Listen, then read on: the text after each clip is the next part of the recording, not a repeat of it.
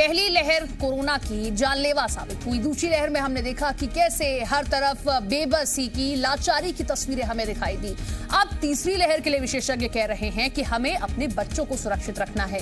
लेकिन कैसे आप अपने बच्चों को सुरक्षित रखें, और आखिर क्यों कहा जा रहा है कि तीसरी लहर में आपके बच्चे इसकी चपेट में आ सकते हैं?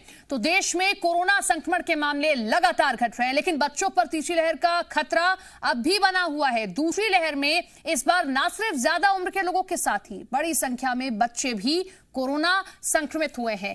ऐसे में पेरेंट्स को बच्चों की खास देखभाल करने की जरूरत है। बच्चों में बुखार, खांसी, डायरिया जैसी शिकायत होने पर इसे बिल्कुल भी नजरअंदाज ना करें। आयुष मंत्रालय ने बच्चों को तीसरी लहर से बचाने के लिए गाइडलाइंस जारी की हैं। इसमें सुझाव, देखभाल और लक्षणों की पूरी जानकारी दी गई है। बताया गया है कि कब आपको डॉक्टरों की सलाह की जरूरत है, कब आप बच्चों को इलाज घर पर ही कर सकते हैं। अगले आधे घंटे में हम आपको बताएंगे कि बच्चों में कोरोना की तीसरी लहर से कैसे बचाना है अपने बच्चों को। हमारे साथ डॉक्टर्स का एक पैनल भी जुड़ेगा। तो देखिए, तीसरी लहर हम क्यों कह रहे हैं, या फिर विशेषज्ञ क्यों कह रहे हैं कि बच्चों के लिए ज्यादा खतरा लेकर आ रही है? क्योंकि पहली लहर में हमने देखा कि बुजुर्ग चपेट में आए, उसके बाद में 45 प्लस लोगों का वैक्सीनेशन किया गया। बहुत हद तक 45 प्लस से ज्यादा के लोग वैक्सीनेट हो चुके हैं। दूसरी लहर में हमने देखा कि हमारे युवा जो होते हैं वो इसकी चपेट में आते हैं, कई लोगों की जान चली जाती है, त्राहिमाम की स्थिति हम हर ओर देखते हैं। लेकिन अब बहुत हद तक हमने इस पर काबू पाया, तो 18 प्लस से ज्यादा लोगों का जो है वैक्सीनेशन कर दिया गया। अब वैक्सीनेट होने से बचे हैं तो हमारे बच्चे। हालांकि भारत में बच्चों पर वैक्सीन का ट्रायल शुरू कर दिया गया है। इसीलिए कहा जा रहा है कि हमारे बच्चों पर खतरा तीसरी लहर का ज्यादा है, और इसलिए डर और भी बढ़ जाता है क्योंकि जो वेरिएंट भारत में पाया गया, डेल्टा वेरिएंट जो भारत में पाया गया, वो और ज्यादा खतरनाक रूप ले रहा है। ऐसे में हमें जरूरत है कि हम अपने बच्चों का खास ख्याल रखें। ये जिम्मेदारी अभिभावकों की बन जाती है कि वो अपने बच्चों का खास ख्याल रखें।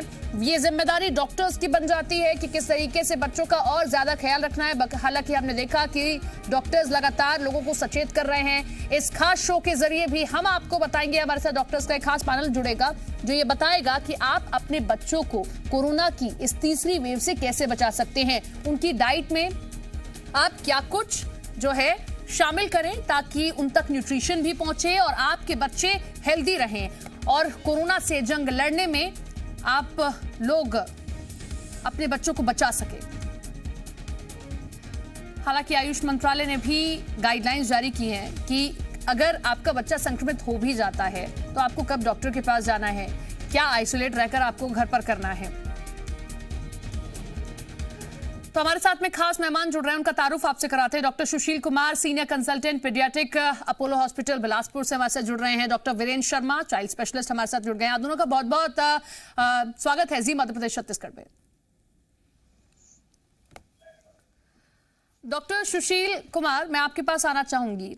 तीसरी लहर बच्चों के लिए ज्यादा खतरनाक बताई जा रही है। हालांकि ये कहा जाता है कि बच्चों की इम्यूनिटी खुद इतनी स्ट्रांग होती है कि वो लड़ सकते हैं, लेकिन अब खास ख्याल हम रखें क्या, क्योंकि डेल्टा वेरिएंट जो भारत में पाया गया दूसरी वेव में, वो और ज्यादा खतरनाक रूप ले रहा है, ये विशेषज्ञ कह रहे हैं।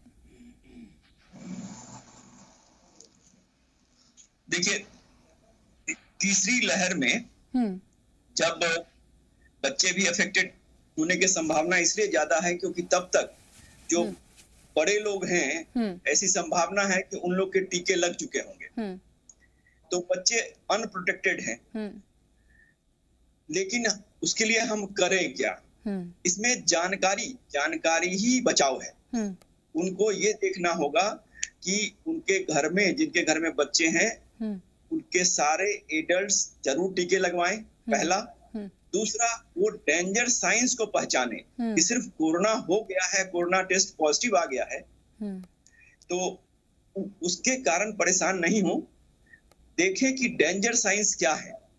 ऐसा बुखार जो कर ही नहीं रहा है, 3 दिन से ऊपर चला गया, सिर्फ सर्दी खांसी ही नहीं है, उसके साथ तेज सांस भी चलने लग रही है, बच्चा सुस्त पड़ रहा है, बच्चे के खाने पीने में 50% से ऊपर कमी आ गई है।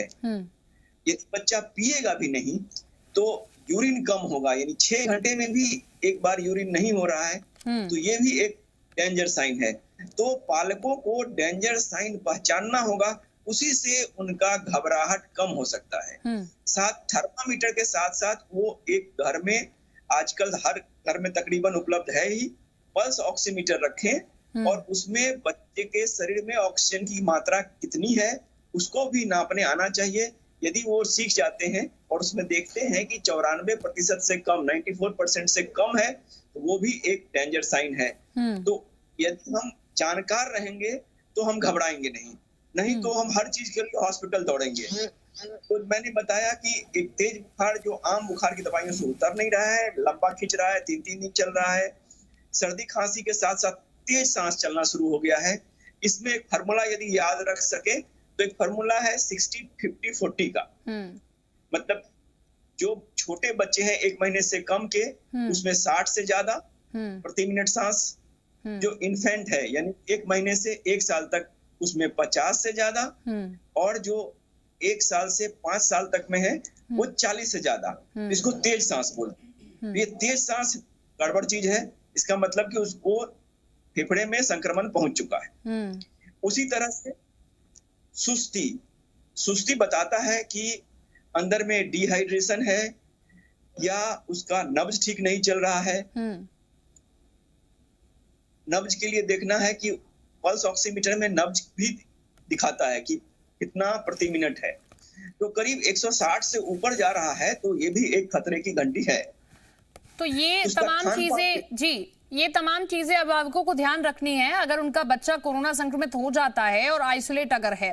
डॉक्टर वीरेंद्र आपके पास आना चाहूंगी। ये हमने देखा है, ये अमूमन तौर पर, मैं सिर्फ बच्चों की बात नहीं करूंगी, हमने बाकी पेशेंट्स में भी देखा है कि जब लगता है लोगों को कि अब बीमारी गंभीर रूप ले रही है, अब ये हमसे घर पर टैकल नहीं हो सकती, अब हम डॉक्टर के पास जाते हैं और तब तक स्थिति बहुत हद तक खराब हो चुकी होती है। कई केसेस में ऐसा होता है कि डॉक्टर्स के हाथ से भी स्थिति निकल जाती है।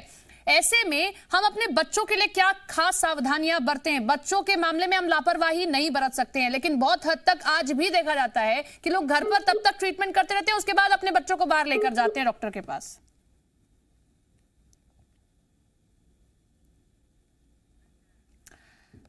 डॉक्टर वीरेंद्र के पास जाएंगे, कनेक्शन एक बार फिर से उनके साथ हम करने की कोशिश कर रहे हैं। डॉक्टर सुशील आपके पास आना चाहूंगी, क्योंकि आप पीडियाट्रिक डिपार्टमेंट में हैं, आप अच्छे से समझ रहे हैं, कंसल्टेंट पीडियाट्रिक है सीनियर, क्या परेशानियां ज्यादा आती हैं? पेरेंट्स के साथ से भी मैं बात करूंगी और बच्चों के साथ भी। जो सवाल मैं डॉक्टर वीरेंद्र से कर रही थी उसी सवाल को लेकर आपके पास आऊंगी कि बहुत बार हमने देखा है अभिभावक हों, लोग हों, वो तब तक घर पर टैकल करते जब तक उनको लगता है और जब सीरियस स्थिति हो जाती है तब डॉक्टर के पास जाते हैं, तो ऐसे में बीमारी और ज्यादा बड़ी हो जाती है।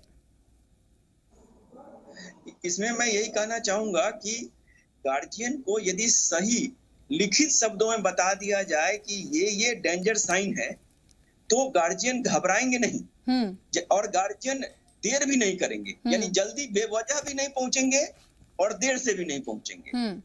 इसलिए मैं एक ही बात को दोहरा रहा हूं बार बार कि मुश्किल से 5 लक्षण हैं जिसको आपको ध्यान देना है। यदि इसको आपने सही ढंग से ध्यान दे दिया तो बड़ी बात है एक। और दूसरी बात की टोटका बहुत है, व्हाट्सएप ज्ञान जहां गया कि एक से एक वीडियो है जिसको के व्यूअर्स भी बहुत ज्यादा हैं। हाँ। और ये यदि आपने आजमाना शुरू किया तो आपका केस खराब ही होता है। तो आप जो ऑथेंटिक साइट है जैसे ministry of health, family welfare या एक किसी बड़े हॉस्पिटल के डॉक्टर, उनकी ही बात सुने आप अड़ोसी पड़ोसी व्हाट्सएप पर विश्वास न करें। बिल्कुल। तो ऐसे समय में आप जो है ये वीडियो जो सोशल मीडिया साइट पर देख रहे हैं, इन पर भरोसा करने की बजाय डॉक्टर से कंसल्ट करें, क्योंकि यहाँ मामला हमारे बच्चों का है। ऐसे में डॉक्टर्स की राय सबसे ज्यादा जरूरी रहती है। डॉक्टर वीरेंद्र, आपको मेरी आवाज मिल रही है? हाँ, आ रही है। डॉक्टर वीरेंद्र, हम बात कोरोना को लेकर तो कर ही रहे हैं, लेकिन एक हालिया रिपोर्ट ये बताती है कि कोरोना जिन बच्चों को हुआ उसके बाद में उनमें मल्टी इन्फ्लेमेटरी सिस्टम सिंड्रोम ये भी आया है। तो अब हम अपने बच्चों को तीसरी लहर से भी बचाएं कैसे, ये भी एक सवाल है, और इस सिंड्रोम से बचाएं ये भी एक बड़ा सवाल है। देखिए, मुख्य चीज जो है वो यही है कि हमें कोरोना से बचाना है, क्योंकि मल्टी इन्फ्लेमेटरी सिस्टम जो डिसीज है ये बच्चों में किसी भी बीमारी में होती है, ये नहीं कोरोना में ही होती है, किसी भी वायरल इल्नेस में हो सकती है। तो इसलिए इससे मुख्य चीज जो है कोरोना से बचाना है। कोरोना से बचाएंगे तभी उस मल्टी सिस्टम इन्फ्लुएंजा से बच पाएंगे। तो कोरोना से बचाने के लिए जैसा कि डॉक्टर साहब ने बताया है कि माँ बाप मास्क पहन के रखें, बच्चों को ज्यादा एक्सपोजर नहीं दे बाहर का जब तक कि पूर्ण रूप से सुरक्षित नहीं हो जाते हैं, और सभी लोग टीके लगवाएं, परिवार के सभी मेंबर्स जो कि 18 साल से ऊपर के हैं वो सब जरूर टीके लगवा लें, क्योंकि आजकल बाहर वही लोग जाते हैं, बच्चे तो बाहर जाते नहीं है, घर से बाहर निकलते नहीं है बच्चे। तो अगर इन्फेक्शन घर में नहीं आएगा तो हम उसको बचा पाएंगे। मल्टी इन्फ्लेमेटरी सिस्टम डिसीज जो है वो इटसेल्फ कोई उसका बचाव नहीं है। वो तो अगर जल्दी हम इलाज शुरू कर देंगे, जैसे साहब ने बताया 3 दिन से ज्यादा बुखार है तो हमें मान लेना चाहिए कोरोना है, तो उस समय सिम्टोमेटिक इलाज अगर शुरू कर देंगे तो बच्चे सीरियस में शॉक सिंड्रोम में या मल्टी सिस्टम इन्फ्लेमेटरी डिसीज में नहीं जाएगा जी। तो जल्दी से जल्दी हॉस्पिटल पहुंच के इलाज शुरू करवा देना चाहिए। और अगर रेस्पिरेटरी रेट ज्यादा है, फीवर लगातार 3 दिन से ज्यादा आ रहा है, और मतलब आप जल्दी से जल्दी इलाज शुरू कर दें, ये आप कह रहे हैं, आप लापरवाही ना बरतें, जल्दी से जल्दी इलाज शुरू कर दें। और मल्टी इन्फ्लेमेटरी सिंड्रोम जो है ये किसी में भी हो सकता है, किसी भी बीमारी के बाद किसी भी बच्चे में। डॉक्टर सुशील, बच्चों की खुराक अलग होती है ये हम सब जानते हैं, लेकिन बहुत सारे लोग लापरवाही इसमें बरतते हैं। अब इसको लेकर आप क्या प्रिकॉशन बताएंगे? क्योंकि बहुत सारे कोरोना केसेस में हमने देखा कि डॉक्टर के पास जाने की जरूरत नहीं पड़ी, हम आइसोलेट होकर, होम आइसोलेट रहकर कुछ ऐसी चीजें कर भी ठीक हुए हैं। बच्चों के लिहाज से आप क्या टिप्स देंगे? क्या उनकी मेडिसिन, क्या उनकी खुराक अलग है जो अभिभावकों को उसका पालन करना चाहिए? मैं यही बताना चाहूंगा मैडम कि बच्चों के खाने के साथ साथ पीने पर ज्यादा ध्यान देना चाहिए, क्योंकि डिहाइड्रेशन पानी की कमी के कारण होता है। तो तरल पदार्थ इतना आप दे दें कि 24 घंटे में कम से कम 4 बार यूरिन हो, इस बात को ध्यान रखें। 4 यानी 6 घंटे में 1 यूरिन होना चाहिए, क्योंकि हम वेग टाइप से बताते हैं कि खूब दें। अब खूब का क्या मतलब है? तो खूब का मतलब ये है कि इतना तरल पदार्थ दे दें कि 6 घंटे में 1 यूरिन हो जाए। और दूसरी बात यह है कि खूब खिलाएं वाला बात नहीं है, खूब पिलाएं। बच्चे देखिए, एक आम आदमी भी यदि बीमार पड़ता है तो उसको भूख कम हो जाती है, तो भूख कम हो जाती है तो कम खाएगा।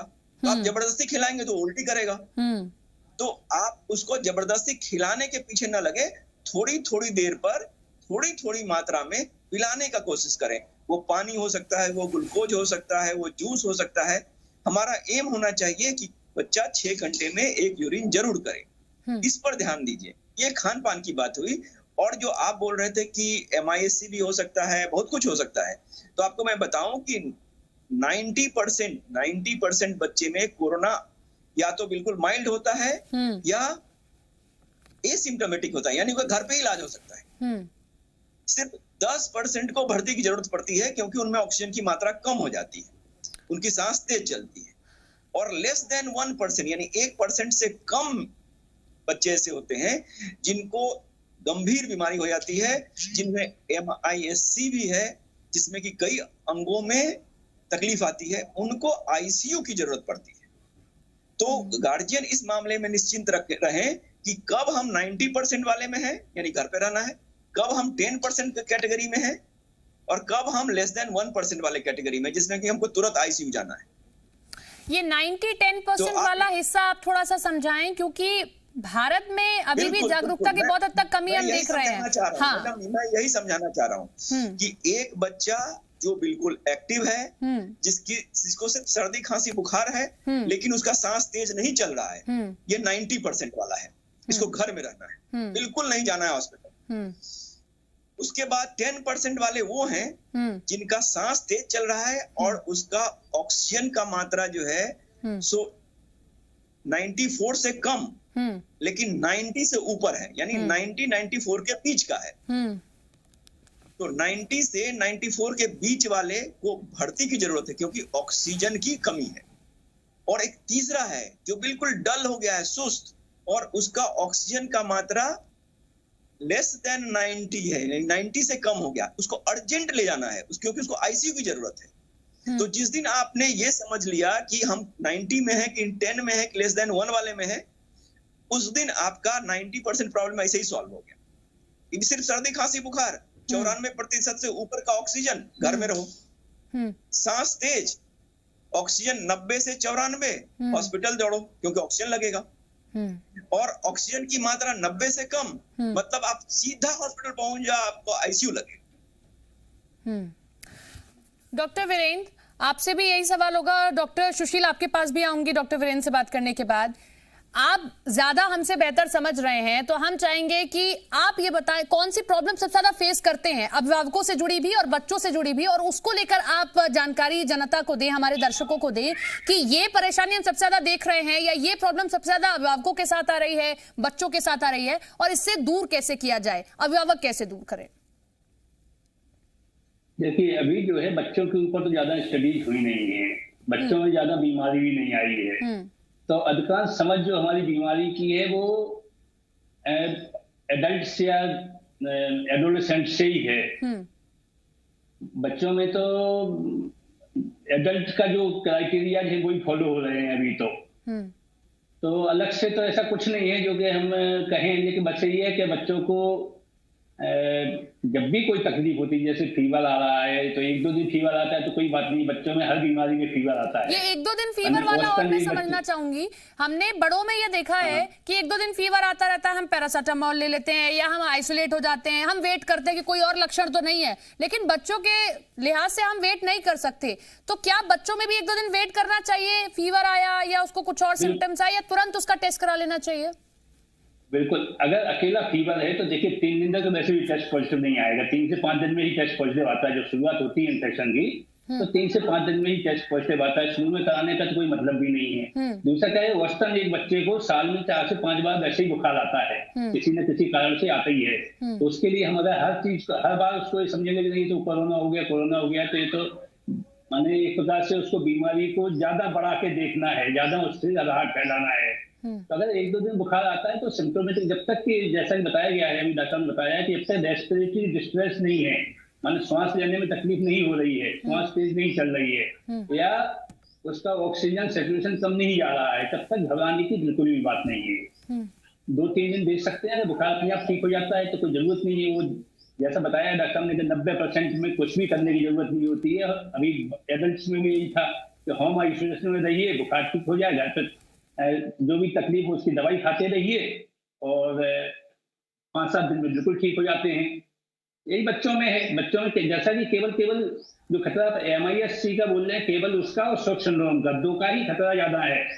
अगर ये जो है पहले दूसरे दिन नहीं होता है, 4-5-7 दिन के बाद होता है, तो तत्काल घबराने की जरूरत नहीं। जब भी श्वास ज्यादा तेजी से चलती है, ज्यादा बढ़ती है उसकी स्पीड या ऑक्सीजन सेचुरेशन कम होता है, तभी घबराने की जरूरत है और तभी हॉस्पिटल जाने की जरूरत है। अन्यथा घर पे ही सिम्टोमेटिक ट्रीटमेंट डॉक्टर की सलाह, वो भी डॉक्टर की सलाह से, बिना डॉक्टर की सलाह के नहीं, वो भी डॉक्टर की सलाह से सिम्टोमेटिक ट्रीटमेंट किया जा सकता है। और फायदा होने पर कोई जरूरत नहीं आगे कुछ करने की। अगर हालत नहीं सुधरती है तो टेस्ट भी कराना है और इसके बाद उसका प्रॉपर जो भी ट्रीटमेंट की जरूरत है वो ट्रीटमेंट भी डॉक्टर की सलाह से करना है। डॉक्टर सुशील, आपके पास आना चाहूंगी, वही सवाल मैं आपसे करना चाहूंगी जो मैंने डॉक्टर वीरेंद्र से किया कि आप हमसे बेहतर समझते हैं क्योंकि आप उस डिपार्टमेंट में रहते हैं, पीडियाट्रिक डिपार्टमेंट में हैं, आप उन परेशानियों से भी टैकल करते हैं। कौन सी परेशानी आप सबसे ज्यादा देखते हैं कि अभिभावकों के साथ में जागरूकता की भी कमी है, ये परेशानी सबसे ज्यादा है, इसे दूर करना है और ये जिम्मेदारी अभिभावकों की ही बनती है? और एक चीज और इसमें जोड़ूंगी, हमें इस लेवल पर तो तैयार होना ही है, प्रशासनिक लेवल पर भी तैयार होना है, क्योंकि हम बार बार देख रहे हैं और कहते हैं कि पीडियाट्रिक डिपार्टमेंट की अभी भी कई शहरों में, कई जिलों में कमी है। बच्चों की वेंटिलेटर्स अलग होते हैं, उनको इंक्यूबेट करने के लिए अलग चीजें होती है, तो प्रॉपर ट्रेनिंग जरूरी है हमारे स्टाफ की भी। देखिए, यहाँ पर हम लोगों को 3 चीज की ध्यान देनी होगी कि देखिए, कोई बच्चा यदि बीमार पड़ता है और उसको ऑक्सीजन लगता है तो बड़े की तरह उसको आप बेड पे लिटा के ऑक्सीजन दे देंगे और वो लगाता रहेगा, ऐसा नहीं हो सकता। जो 3 साल का बच्चा है उसको मम्मी भी चाहिए साथ में, और यदि उस मम्मी के पास एक और बच्चा है तो उसको देखभाल कौन करेगा? तो ये एक वाकई में गंभीर परिस्थिति बनने की बात है, क्योंकि छोटे बच्चे को आप जो टॉडलर्स हैं या थोड़े बहुत बड़े नहीं हैं, उनको समझाना भी थोड़ा मुश्किल है। तो एक झमेला ये जाएगा कि हमारे पास उतने पीडियाट्रिशियन भी नहीं है उतने हमारे पास नर्सिंग स्टाफ भी नहीं है ट्रेंड। तो अभी से हम लोगों ने ऐसा किया है कि अभी से जो अपने जूनियर डॉक्टर्स हैं उनको कुछ दिन पीडियाट्रिक वार्ड में ड्यूटी लगाएं, ताकि वो ट्रेन हो जाए कि यदि ऐसी नौबत आती है तो हम लोग उनको मदद के लिए बुला सकें। उसी तरह से नर्सिंग स्टाफ, कि नर्सिंग स्टाफ जो है सो एडल्ट के लिए ज्यादा ट्रेंड है, तो जो एडल्ट वाले नर्सिंग स्टाफ है उसको कुछ दिन की पोस्टिंग लगाएं पीडियाट्रिक वार्ड में, ताकि वो कुछ कम से कम कुछ ज्ञान हासिल कर लें कि पीडियाट्रिक पेशेंट्स को कैसे हैंडल करना है। तीसरा झमेला जाएगा वेंटिलेटर का, कि आपके पास वेंटिलेटर होता है, बड़ों का वेंटिलेटर होता है, तो आपके पास छोटे बच्चों को वेंटिलेट करने वाली मशीन की भी जरूरत है।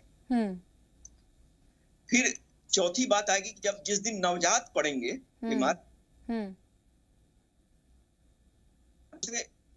वार्मर होता है, अलग से कॉट होता है, तो उसके देखभाल के लिए उतने इंतजाम होने चाहिए हमारे पास कॉट्स के और वार्मर के। तो ये सब परेशानियां तो हैं। अब ये किसी को गारंटी तौर पे नहीं मालूम है कि जैसे पिछले 2 वेव्स में 12% यानी टोटल पॉपुलेशन जितने इन्वॉल्व हुए थे टोटल, उसमें पहले वेव में 12% ही बच्चे थे, दूसरे में भी ज्यादा बच्चे दिख रहे थे, लेकिन एक्चुअल में टोटल नंबर के 12% ही थे। लेकिन तीसरे वेव में सीन बदलेगा, क्योंकि तीसरे वेव में आपके बड़े लोग इम्यूनाइज हो चुके होंगे, तो बच्चे ही बचेंगे। तो हो सकता है कि तीसरे वेव में रिलेटिवली ज्यादा बच्चे बीमार पड़े। तो हमारे पास सिर्फ और सिर्फ एक उपाय ये होगा कि हम कोविड रूल फॉलो करें, जो सबको मालूम है, मास्क, सैनिटाइजेशन, हैंड वॉशिंग। दूसरा है कि सारे एडल्ट्स तब तक माने इतना जागरूकता होना चाहिए। अभी भी हमको मालूम है कि गांव में ऐसे लोग हैं, जो बड़े लोग जिनको के पास वैक्सीनेटर जा रहे हैं, उनको बताया जा रहा है कि वैक्सीन लगवा लो, और वो नहीं लगवा रहे हैं। तो ये मिथ, इसमें मीडिया का बहुत बड़ा रोल हो सकता है कि मीडिया ये बताए कि ये बिल्कुल भी सुरक्षित चीज है और सभी लोग लगवा रहे हैं, तभी आप अपने बच्चे को बचा पाएंगे। इस बात को यदि मीडिया बोल करके पिला दे लोगों को। एक डॉक्टर सुशील, एक आखिरी सवाल और मैं इसका और जवाब चाहूंगी, क्योंकि आपने इन्फेंट्स की बात की और ऐसे बच्चे जो बिना मम्मी पापा के नहीं रहते हैं। बड़े बच्चे जब हो जाते हैं 9-10 साल के, तो वो एक बार को अपने एक कमरे में आइसोलेट रह सकते हैं, लेकिन छोटे बच्चे, उससे छोटे बच्चे आइसोलेट करना उनको बहुत मुश्किल है। तो क्या आइसोलेशन के दौरान उनके साथ उनके पेरेंट्स रह सकते हैं? कोई ऐसी खास परेशानी तो नहीं? बिल्कुल रह सकते हैं मैडम। उसमें तरीका ही यही है कि उनको अपने छोटे बच्चे के साथ ही रहना है, डबल मास्क लगाना है, बच्चे को छूने से पहले हैंड वॉश करना है। और यदि बच्चा बिल्कुल नवजात नहीं है और थोड़ा सा बड़ा है, तो उसको डिस्टेंस बना करके 6 फीट डिस्टेंस बना करके रखना है, जगह में भी, सोए में भी, यदि संभव है तो। जी चलिए, हम उम्मीद करते हैं कि हमारे शो के जरिए सभी अभिभावकों के सवालों के जवाब मिल गए हैं और तीसरे लहर में हम अपने बच्चों को सुरक्षित करना चाहते हैं। इसीलिए जरूरी है कि अगर अब तक आपने वैक्सीन नहीं लगवाया तो वैक्सीन लगवाएं, क्योंकि अगर आपके आसपास कवरशील्ड वैक्सीन की बन जाएगी तो आपके बच्चे अपने आप ही उस शील्ड से कवर हो जाएंगे। बहुत बहुत शुक्रिया आप दोनों का जुड़ने के लिए, तमाम जानकारी के लिए।